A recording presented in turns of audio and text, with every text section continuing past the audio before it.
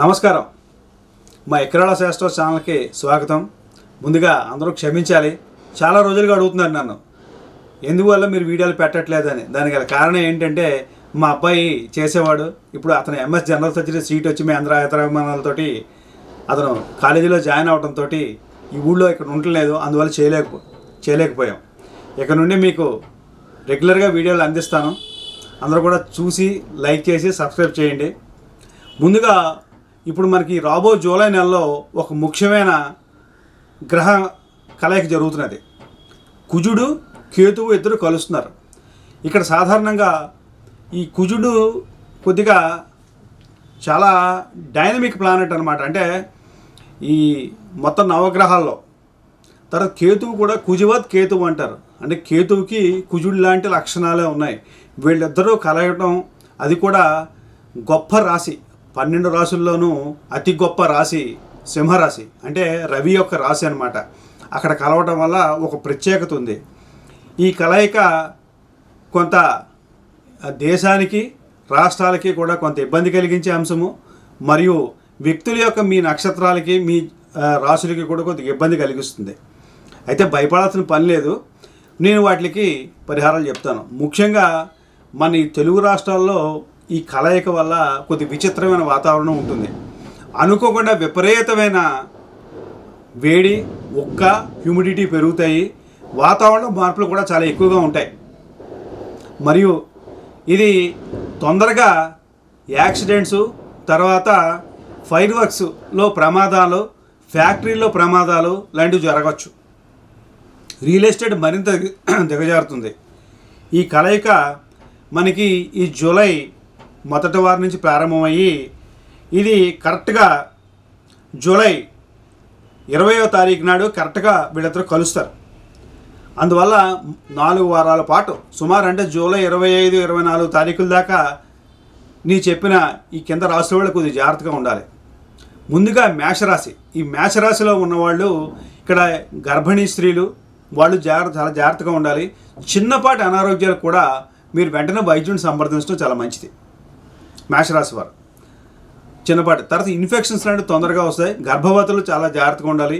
ఈ రాశిలో ఉన్న భరణి నక్షత్రం వాళ్ళు మరింత జాగ్రత్తగా ఉండవలసిన అవసరం ఉంది. భయపడాల్సిన పని లేదు. మీరు ప్రతిరోజు కూడా చక్కగా నారాయణ కవచం చదువుకోండి. గణపతి ఆలయాన్ని దర్శించండి. ప్రతి బుధవారం, ప్రతి మంగళవారం కూడా శ్రీ ఆంజనేయ స్వామి వారి ఆలయాన్ని దర్శించండి. తర్వాత వృషభ రాశి వారు. ఈ వృషభ రాశి వాళ్ళు, మీరు వాహనం చాలా నెమ్మదిగా నడపాలి. కొద్దిగా ఇంటి వాతావరణం మీ వ్యతిరేకంగా ఉంటుంది. కొద్దిగా కంగారు పడకండి. పోటీ పరీక్షలు రాసే విద్యార్థులు, కాంపిటేటివ్ పరీక్షలు రాసే వాళ్ళు కొద్దిగా ఇబ్బందులు పడతారు బబులింగ్ చేసే విషయాలు. అది కూడా దీని గురించి ప్రతి బుధవారం కూడా గణపతి ఆలయంలో గరికతో ప్రత్యేకంగా పూజ చేయించుకోండి. తర్వాత ప్రతిరోజు కూడా హనుమాన్ చాలీసా చదువుకోండి, మీకు మంచి జరుగుతుంది. కర్కాటక రాశి వారు. ఈ కర్కాటక రాశి వారికి కొద్దిగా అతి ఖర్చు ఎక్కువగా ఉంటుంది. ప్రయాణాల్లో మీ వస్తువులు జాగ్రత్తగా చూసుకోవాలి, లేకపోతే ఎక్కువగా పోగొట్టుకునే అవకాశం ఉంది. వస్తు నష్టం జరగవచ్చు. విలువైన వస్తువు చాలా జాగ్రత్తగా ఉంచుకోవాలి కర్కాటక రాశి వారు. కుటుంబంలో అనూహ్యంగా సంఘటనలు, గొడవలు లాంటివి జరుగుతాయి.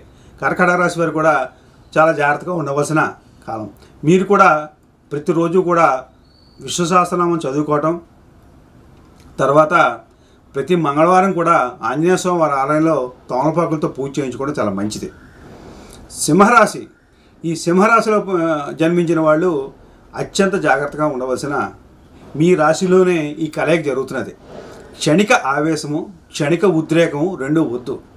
తత్కాల కోపం కూడా వద్దు. ఎవరేమన్నా మీ అధికారులతో కూడా గొడవలు అవి వద్దు. కాస్త శాంతము, ఓర్పు అలవర్చుకోండి.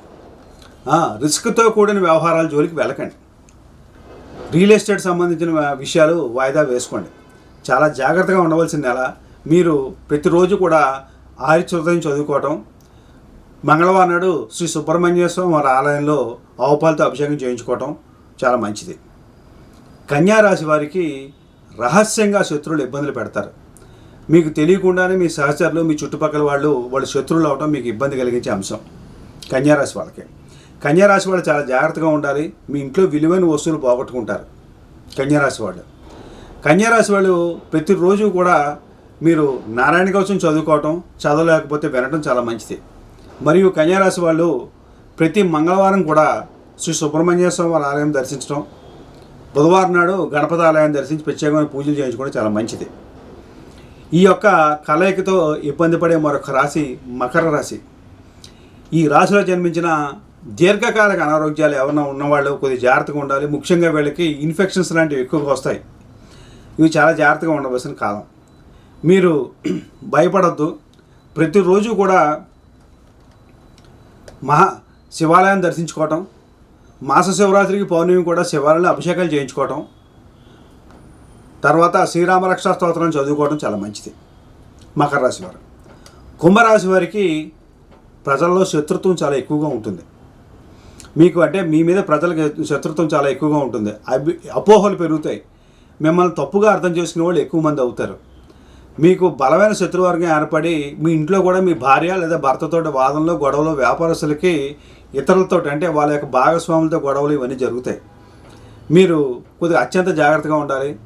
ప్రతిరోజు కూడా శివాలయానికి వెళ్ళటం, మహాశివరాత్రికి పౌర్ణమి కూడా శివాలయంలో అభిషేకం చేయించుకోవటం, తర్వాత ప్రతి మంగళవారం కూడా శ్రీ సుబ్రహ్మణ్య స్వామి వారికి ఆవు పాలతో అభిషేకం చేయించుకోవడం చాలా మంచిది. మకర రాశి వారు. కుంభరాశి వారు. ఈ కుంభరాశిలో ఉన్న పూర్వభాద్ర నక్షత్రం వాళ్ళు మరింత జాగ్రత్తగా ఉండాలి. ధనిష్ట నక్షత్రం వాళ్ళు కూడా. తర్వాత మీనరాశి వాళ్ళు. మీనరాశి వాళ్ళకి అనూహ్యంగా అప్పులు చేయవలసిన పరిస్థితి ఏర్పడుతుంది. సడన్గా చిన్నపాటి అనారోగ్యాలు, infections, urinary infections, kidney infections ఇటువంటివి వస్తుంటాయి. ఆరోగ్యం చాలా జాగ్రత్తగా చూసుకోండి. కంగారు పడకండి. మీకు ఏ చిన్నపాటి అనారోగ్యం వచ్చినా సరే మీరు వెంటనే వైద్యుని సంప్రదించండి.